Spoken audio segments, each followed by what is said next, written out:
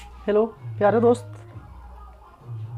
हम आपको class 12th का जो फिजिक्स है स्थिर की इसके बारे में आज आपको बताएंगे।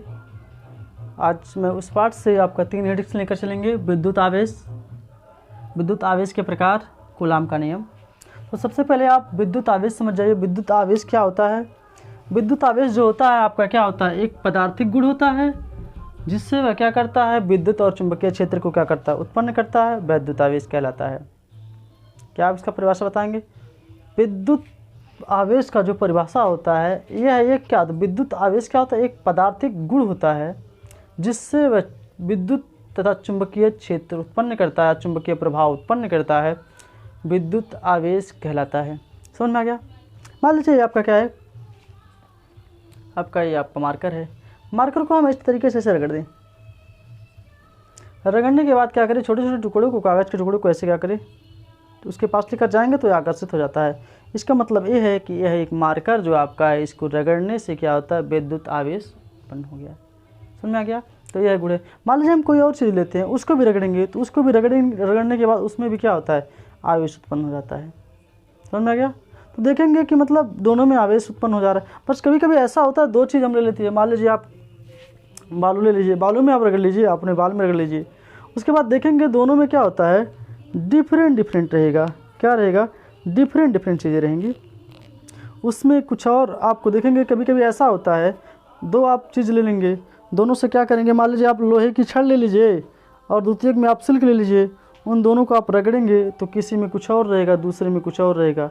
आप मतलब मान लीजिए आप सिल्क में आप करते हैं, मान लीजिए उसमें क्या आपका धनात्मक हो जाता है, और आपका मान लीजिए आप लोहे की छड़ को आप सिल्क में रगड़ते हैं तो सिल्क में मान लीजिए आपका ऋणात्मक चार्ज आ जाएगा और आपका क्या होता है, लोहे में आपका धनात्मक चार्ज आ सकता है। ठीक है, तो हम आपको बस मेरा एक बात है, आप विद्युत आवेश समझ जाइए। विद्युत आवेश पदार्थिक गुण होता है जिससे वह विद्युत तथा चुंबकीय क्षेत्र को क्या करता है, उत्पन्न करता है। विद्युत आवेश कहलाते हैं। मान लीजिए आपका कोई पदार्थ है जिसपे क्या है, जिसका आवेश क्या है, Q है। आवेश क्या है, Q है। मान लीजिए उसमें जो इलेक्ट्रॉनों की संख्या है वह क्या है, N है। तो Q बराबर आपका क्या हो जाएगा, Na। क्या हो जाएगा, Q बराबर क्या हो जाएगा, Na। मान लीजिए कोई पदार्थ है जिसका आवेश क्या है, Q है, और उसमें इलेक्ट्रॉनों की संख्या क्या है, N है। तो Q बराबर Ne। समझ में आ गया? मान लीजिए Q है, Q को, ये जो आपका आवेश है, आवेश को हम Q से क्या करते हैं, प्रदर्शित करते हैं। और जो आवेश का SI मात्रक होता है वह क्या होता है, कूलाम होता है। क्या होता है, कूलाम होता है। और कूलाम को हम क्या करते हैं, C से क्या करते हैं, प्रदर्शित करते हैं। समझ में आ गया? कूलाम को हम क्या करते हैं, C से प्रदर्शित करते हैं। तो आपको आवेश पता चल गया, आवेश का मात्रक पता चल गया। समझ में आ गया? उसके बाद देखिए विद्युत आवेश के प्रकार, टाइप्स ऑफ इलेक्ट्रिक चार्ज। तो there are 2 types of electric charge, positive electric charge, negative electric charge. धनात्मक आवेश और ऋणात्मक आवेश। धनात्मक आवेश,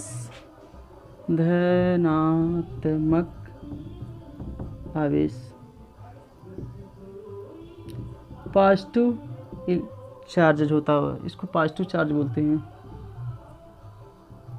ऋणात्मक आवेश, इसको हम क्या बोलते हैं, निगेटिव चार्ज। क्या बोलते हैं, निगेटिव चार्ज। तो धनात्मक आवेश किसे कहते हैं? धनात्मक आवेश उसे कहते हैं जिनमें इलेक्ट्रॉनों की कमी होती है, उन्हें क्या बोलते हैं, धनात्मक आवेश। क्या बोलते हैं, धनात्मक आवेश। आप देखते होंगे सोडियम पे +1, इसका मतलब क्या होता है, सोडियम आपका एक इलेक्ट्रॉन क्या किया है, दे चुका है। मान लीजिए कहीं पे ऐसा लिखा है क्लोरीन Cl पे -1, तो इसका मतलब क्या है, जो क्लोरीन होता है वह एक इलेक्ट्रॉन को क्या किया, ग्रहण कर लिया है।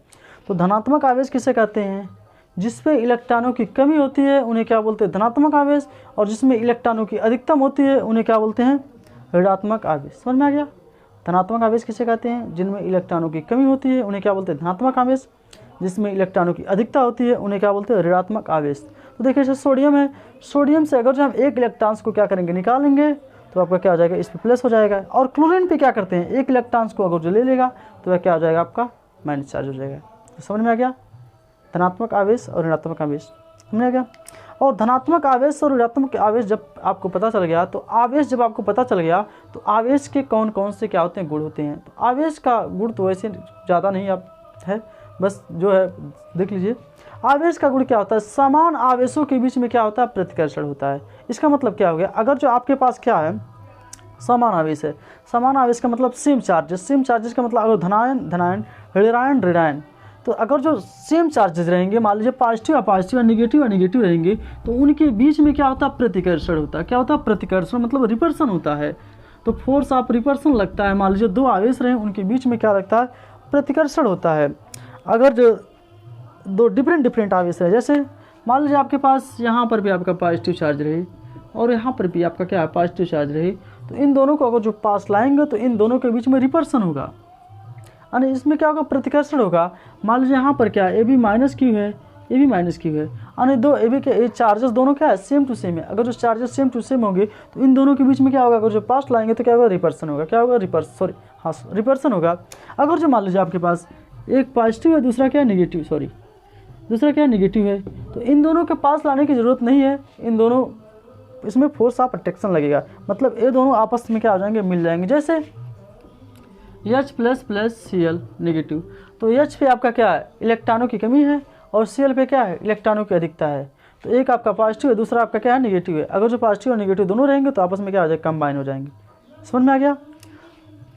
तो इलेक्ट्रिक चार्ज के प्रकार, तो इलेक्ट्रिक चार्ज दो प्रकार के होते हैं, पॉजिटिव चार्ज और नेगेटिव चार्ज। पॉजिटिव चार्ज का मतलब ये होता है जिसमें इलेक्ट्रॉन की क्या होती है, कमी होती है, वो पॉजिटिव चार्ज। जिसपे इलेक्ट्रॉन की मैक्सिमम मतलब अधिकता होती है, उन्हें क्या बोलते हैं, नेगेटिव चार्ज बोलते हैं। चार्ज के जो गुण होते हैं, अगर समान आवेश होंगे तो उन दोनों के बीच में क्या होगा, प्रतिकर्षण होगा। अगर जो विपरीत आवेश होंगे तो उन दोनों के बीच में क्या होगा, आकर्षण होगा। जैसे प्लस टू प्लस के बीच में क्या होगा, रिपल्सन होगा। माइनस टू माइनस के बीच में क्या होगा, रिपल्सन होगा। प्लस और माइनस के बीच में क्या होगा, आकर्षण होगा। और दूसरा चीज़, जो आवेश होता है वह क्वांटम मतलब वो हमेशा मल्टीपल के रूप में रहता है, ना कि क्यू बराबर ए नहीं कि आप लोग देखेंगे क्यू बराबर ये नहीं, इस तरीके से रहेगा। मतलब ए नहीं कि Q/2, Q/3, Q/4 इस तरीके का नहीं रहेगा। वो हमेशा क्या होगा, नेचुरल नंबर मतलब प्राकृतिक संख्याओं के गुणज के रूप में रहेगा। 1 का, 2 का, 3 का, 4 का, जैसे आवेश रहेंगे, 1 आवेश, 2 आवेश, 3 आवेश, 4 आवेश, 5 आवेश, 6 आवेश, 7 आवेश, इस तरीके से वो रहेंगे। समझ में आ गया। विद्युत आवेश का यूनिट्स क्या होंगे, तो आपको पता है आवेश बराबर, आपको विद्युत आवेश का जो मात्रक होता है आपको बताया गया है, कूलाम होता है। उसके बाद हमारा जो हेडिंग है वह है क्या, कूलाम का नियम। कूलाम के नियम से पहले ही बराबर आप पढ़ लीजिए। मान लीजिए कोई पदार्थ है, ले लीजिए Q बराबर विद्युत धारा, उससे पहले विद्युत धारा बराबर होता है आवेश प्रवाह की दर को क्या बोलते हैं, विद्युत धारा बोलते हैं। विद्युत धारा देख लीजिए, विद्युत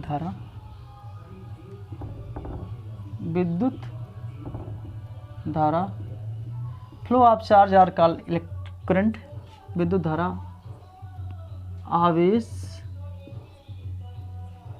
आवेश बटे क्या हो गया, समय हो गया।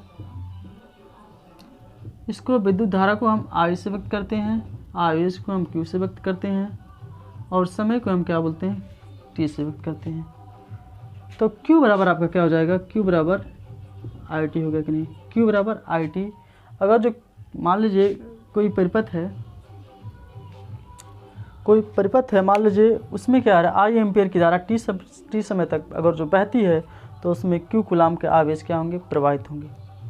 किसी परिपथ में I एम्पियर की धारा T समय तक बहती है तो उस परिपथ से क्या होंगे, Q आवेश क्या होंगे, प्रवाहित होंगे। यदि मान लीजिए अगर जो हम इसका मात्रक वैसे भी देखा जाए तो इसका जो मात्रक हो जाएगा क्या हो जाएगा, छोड़िए मात्रक को, पहले इसको ध्यान दीजिए। मान लीजिए आपका क्या है, कोई परिपथ है, मान लीजिए उसमें I बराबर आपका क्या हो जाए, 1 एम्पियर हो जाए, और T बराबर आपका क्या हो जाए, 1 सेकंड हो जाए।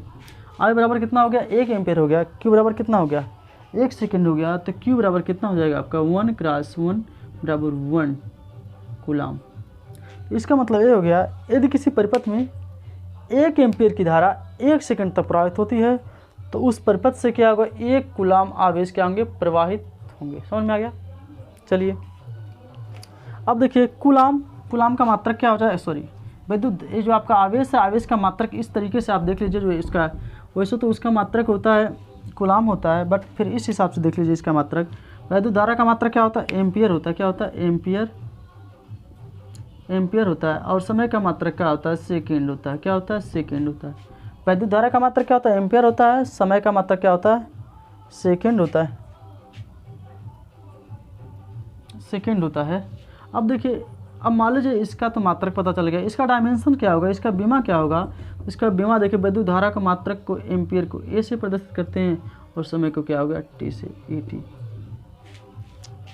क्या होगा, ए टी। अगर जो कोई पूछेगा आवेश का जो मात्रक होता है तो उसको हम एम्पियर सेकेंड भी बोल सकते हैं या कूलाम भी बोल सकते हैं। अगर जो उसका बीमा पूछा जाए तो ए टी हो जाएगा। आवेश का बीमा क्या हो जाएगा, A T. Dimension of charge are called A T हो जाएगा। आपका जो डायमेंशन का जो चार्ज मतलब आपका जो आवेश है उसका अगर जो बीमा होगा वह क्या हो जाएगा, आपका ए टी हो जाएगा। समझ में आ गया। उसके बाद आपका आ जाएगा अगला हेडिंग, क्या आ जाएगा, कूलाम का नियम। तो कूलाम का नियम किसे कहते हैं, व्हाट इज कूलाम्स लॉ। तो कूलाम का जो नियम है वह बहुत ही अच्छी तरीके से आपको समझ में आ जाएगा।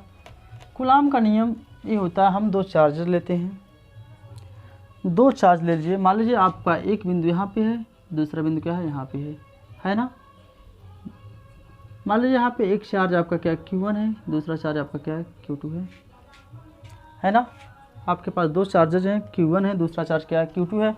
मान लीजिए उसके बीच की दूरी आपका क्या है, मान लीजिए उसके बीच की दूरी आपका क्या है, R है। मान लीजिए उसके बीच की आपका जो दूरी है वह क्या है, आपका R है। मान लीजिए यहाँ से यहाँ की दूरी क्या है, R है। मान लीजिए A है, B है। दो चार्ज हैं Q1 व Q2 और उनके बीच की दूरी क्या है, R है। तो कूलाम का नियम क्या कहता है, कूलाम के नियम के अनुसार क्या होता है, स्थिर दो बिंदुओं के बीच में लगने वाला आकर्षण तथा प्रतिकर्षण बल, क्या, दो स्थिर बिंदु आवेशों के बीच में लगने वाला आकर्षण तथा प्रतिकर्षण बल दोनों आवेशों के गुणनफल के समानुपाती। देखिए दोनों आवेश मान लीजिए Q1 और Q2 हैं, जो इसके बीच में लगने वाला जो बल होगा Q1 Q2 के गुणनफल के क्या है, समानुपाती है। उसके बाद दोनों आवेशों के बीच के दूरी के वर्ग के क्या होता है, व्युत्क्रमानुपाती होता है। F बराबर 1/r²। देखिए कूलाम का नियम क्या हो गया, दोनों आवेशों के गुणनफल के समानुपाती हो गया और उनके बीच की दूरी के वर्ग के क्या हो गया, व्युत्क्रमानुपाती हो गया। मान लीजिए पहला समीकरण इसको मान लीजिए, दूसरा समीकरण क्या मान लीजिए, इसको मान लीजिए। उन दोनों समीकरण को आप क्या कर लीजिए, एक साथ कर लीजिए, Q1 Q2/r² हो गया कि नहीं। और एक समानुपाती चिन्ह को हटाते हैं तो आपको पता है एक कांस्टेंट लगाते हैं। मान लीजिए वो आपका कांस्टेंट क्या है, K है, Q1 Q2/r²। ये आपका क्या है, कूलाम का क्या है, नियम है, जहाँ पर K बराबर होता है 1/4πε0। समझ में आ गया, जो इसका मान होता है। चलिए अभी आपको बता दिया जाएगा 9 गुणे। देखिए ये आपको समझ में आ गया कूलाम का नियम। अब जो आपका जो एप्सिलॉन है इसे क्या बोलते हैं, विद्युतशीलता। क्या बोलते हैं, विद्युतशीलता। समझ में आ गया, जो आपका एप्सिलॉन है उसे क्या बोलते हैं, विद्युतशीलता। तो हमारा जब मान लीजिए आप क्वेश्चन तो एक कर लिए, कूलाम का नियम आपको समझ में आ गया।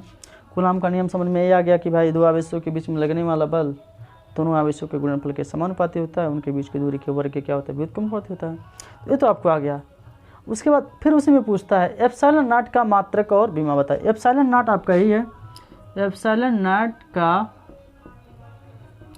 मात्रक और बीमा बताइए। बीमा का मतलब होता है उसका यूनिट और डायमेंशन बताइए। तो यूनिट और डायमेंशन बताने के लिए तो हमें सबसे पहले भाई ये सूत्र लगाना पड़ेगा। सूत्र क्या है, देख लीजिए, यह बराबर आपका हो गया 1/4πε0 Q1 Q2/r²। समझ में आ गया। अब देखिए ये आपका क्या है, 1/4π जो है आपका एक कांस्टेंट वैल्यू है। तो कांस्टेंट वैल्यू की कोई मात्रक ना होता है, ना ही कोई क्या होता है, बीमा होता है। समझ में आ गया। तो आपका एप्सिलॉन है, एप्सिलॉन का गुणा हम इधर कर दें और आपको क्या कर दें, इधर कर दें। यह बराबर हो जाएगा Q1 Q2/F R²। समझ में आ गया। एप्सिलॉन बराबर क्या, Q1 Q2/F R²। अब देखिए इसका जो मात्रक हो जाएगा, आवेश का मात्रक क्या होता है, कूलाम होता है। तो कूलाम का होल स्क्वायर हो गया कि नहीं। उसके बाद बल का मात्रक क्या होता है, न्यूटन होता है। और दूरी का मात्रक क्या होता है, मीटर होता है। तो एप्सिलॉन नॉट का जो आपका मात्रक हो जाएगा कूलम स्क्वायर प्रति न्यूटन मीटर स्क्वायर। समझ में आ गया? कूलम का था हमको तो मात्रक पता चल गया। अब उसका हम बीमा कैसे निकालेंगे? तो आपको पता Q का जो आपका C का बीमा है, C कूलम है, Q बराबर IT, मतलब Q बराबर 80। आप उसके पहले आप देखे होंगे Q बराबर क्या होगा 80। Q बराबर क्या Q बराबर क्या होता है 80। तो भाई Q ये भी है, Q ये भी है, तो 80 इंटू 80 का मतलब क्या होगा 80 स्क्वायर। आपका क्या हो जाएगा, इसका बीमा जो होगा, इसका डायमेंशन जो होगा, यानी डायमेंशन जो आपका हो जाएगा वह क्या हो जाएगा 80 का होल स्क्वायर। उसके बाद देखिए न्यूटन का आपको पता होगा, बीमा आपको 11 में बताया जाएगा। अगर जो आपको नहीं समझ में आ रहा है तो 2-1 दिन में आपका बीमा का जो बीमा वाला जो वीडियो है वो आप अपलोड हो जाएगा और आप लोग उसको अच्छी तरीके से समझ लीजिएगा। इसका ML/T/-2 ये आपका किसका बीमा होता है? आपका बल का बीमा होता है। और मीटर स्क्वायर मतलब दूरी का क्या हो जाएगा L स्क्वायर। अब देखिए यहाँ पर देखिए T यहाँ पे -2 है, ऊपर क्या +2 है, तो नीचे वाला माइनस से ऊपर जाएगा +2 हो जाएगा। T के 4 हो गया कि नहीं? उसके बाद देखिए L यहाँ पे L स्क्वायर, यहाँ पे L पे क्या हो गया Q हो गया, और M पे क्या हो गया -1 हो गया। देखिए इसका जो आपका बीमा हो जाएगा M पे -1 हो गया। और उसके बाद क्या हो गया L क्यूब हो गया कि नहीं, L क्यूब। अब देखिए L नीचे है, ऊपर जाएगा क्या हो जाएगा माइनस हो जाएगा। अब देखिए T माइनस में है, T स्क्वायर ऊपर जाएगा +T, T पे 2 यहाँ पे है 2 यहाँ पे है, तो T पर कितना हो गया 4 हो गया कि नहीं। और देखिए M है, M यहाँ पे क्या है प्लस में है, ऊपर जाएगा क्या हो जाएगा माइनस में हो जाएगा, A पे -1, तो A आपका क्या हो गया, सॉरी यहाँ पे A नहीं, यहाँ पे M है, M पे -1 और बचा क्या, सॉरी देखिए M पहले देखिए M पे -1, 1 L 2 L यहाँ पे L क्यूब माइनस का, और T पे -2 +2 ऊपर जाएगा +4 हो जाएगा। बचा क्या A स्क्वायर। ये जो आपका हो गया एप्सिलॉन नॉट का आपका क्या होगा डायमेंशन हो गया बीमा का, M पे -1 L पे -3 T पे 4 A स्क्वायर। ये आपका बीमा हो गया। अगर जो आपको ये वीडियो अच्छा लगा होगा तो आप मेरे चैनल को सब्सक्राइब कीजिएगा, लाइक कीजिएगा। जैसे ही हम वीडियो अपलोड करेंगे तैसे ही आपके पास नोटिफिकेशन आ जाएगा। और अधिक से अधिक वीडियो शेयर कीजिए, देखिए और अपने दोस्तों को भी दिखाइए।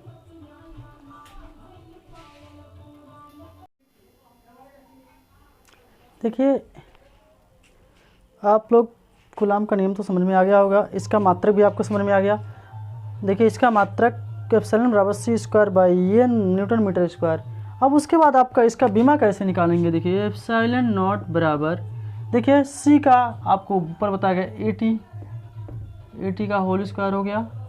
उसके बाद न्यूटन का जो आपका बीमा होगा आपको पता होगा ML T पे -2 हो गया, और आपका दूरी का L स्क्वायर हो गया। समझ में आ गया? M इधर प्लस में, ऊपर जाएगा क्या हो जाएगा माइनस में हो जाएगा, माइनस पे -1। उसके बाद फिर L यहाँ पे क्या है T पे L यहाँ पे 1 है, यहाँ पे 2 है, L इस क्यूब हो गया, और नीचे से ऊपर जाएगा तो माइनस हो जाएगा। उसके बाद यहाँ पे T प्लस माइनस में ऊपर जाएगा प्लस में, T पे कितना हो गया 2 2 4 हो गया, और A स्क्वायर। यही आपका क्या हो गया एप्सिलॉन नॉट का क्या हो गया बीमा हो गया। समझ में आ गया?